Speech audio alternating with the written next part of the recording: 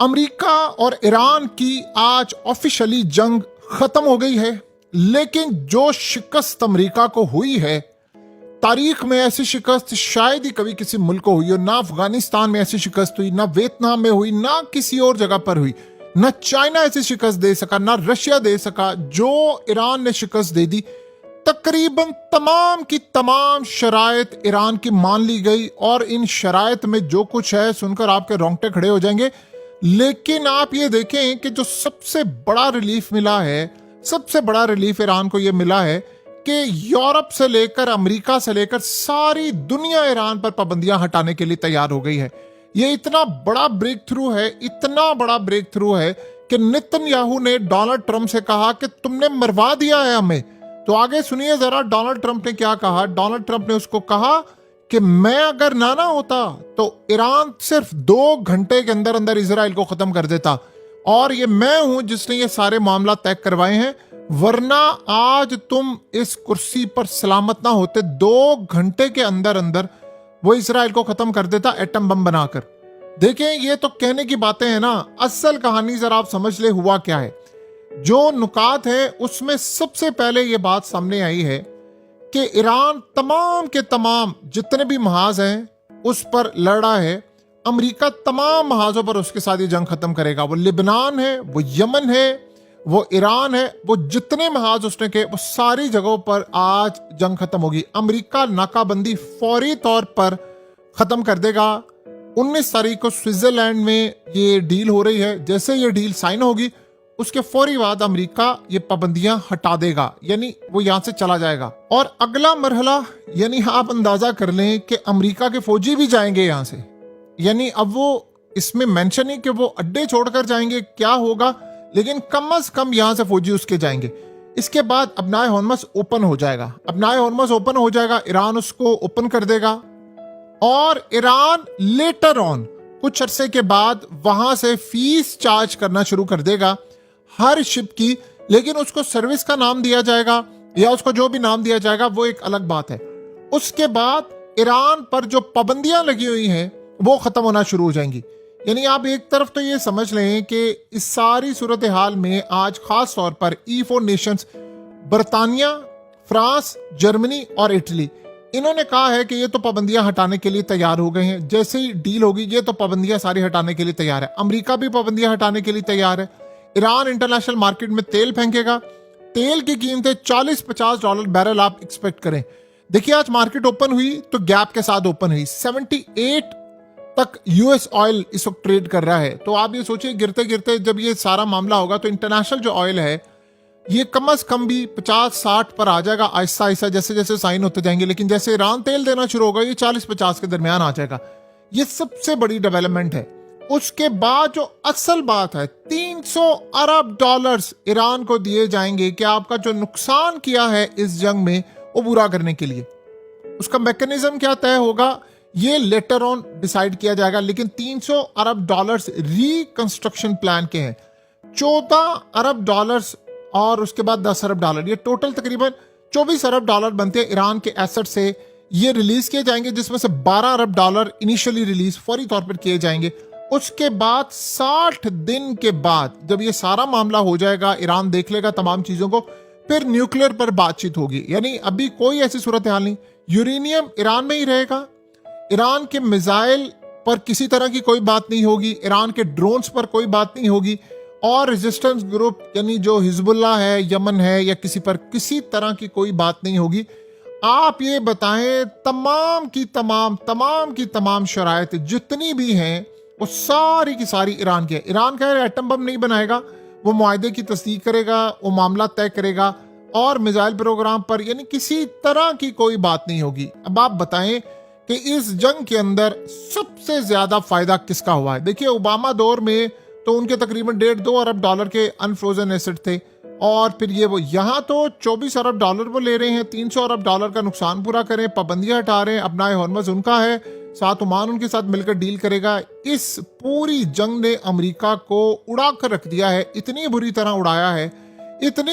तरह उड़ाया है जिसका दुनिया भर में कोई तसव्वुर कर ही नहीं सकता।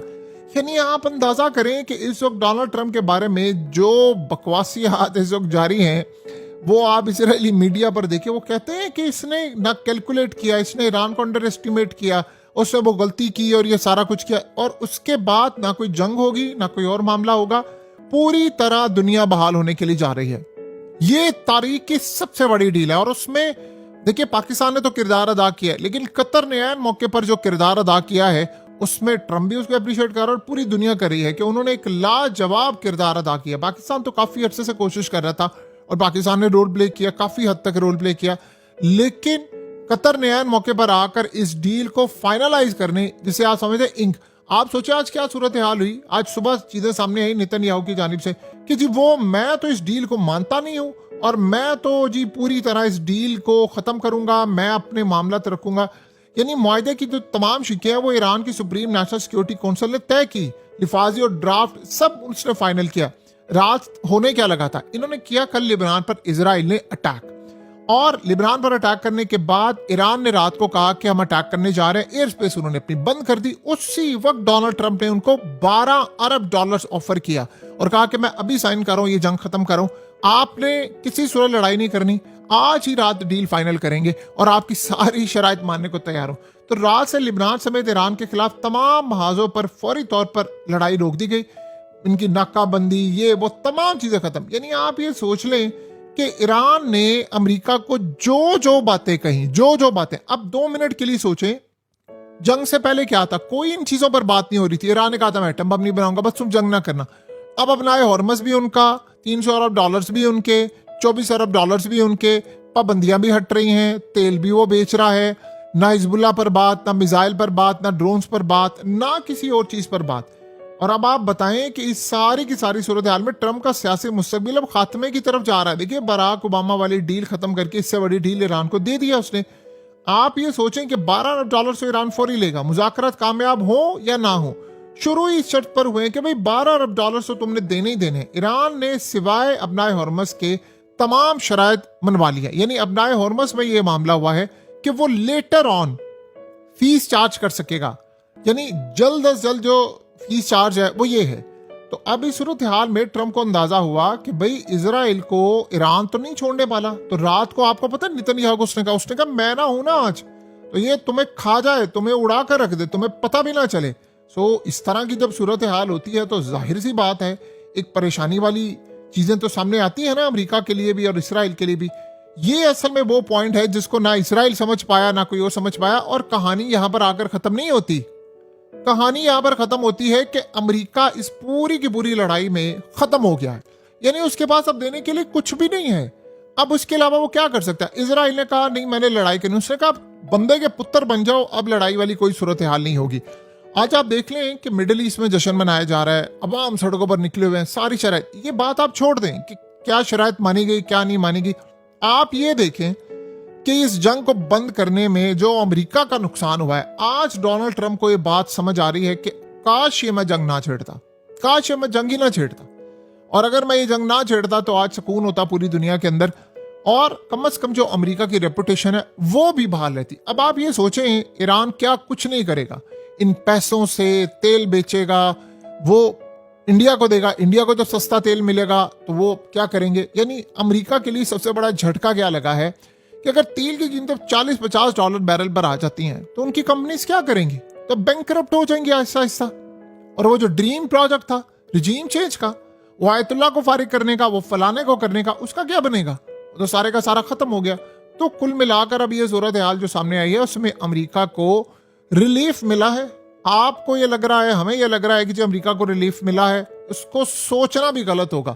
सारी की सारी शराइत तो ईरान ने पूरी करवा ली है, और अमेरिका को इतनी बड़ी शिकस्त हुई है कि आज आयतुल्लाह अली खामनाई के अकाउंट से ये बात की गई है कि एक वक्त आएगा, यानी वो जो ट्वीट की गई जो उन्होंने कहा था कि हम अमेरिका को अपने घुटनों पर गिरा देंगे, आज उन्होंने वो काम कर दिया है।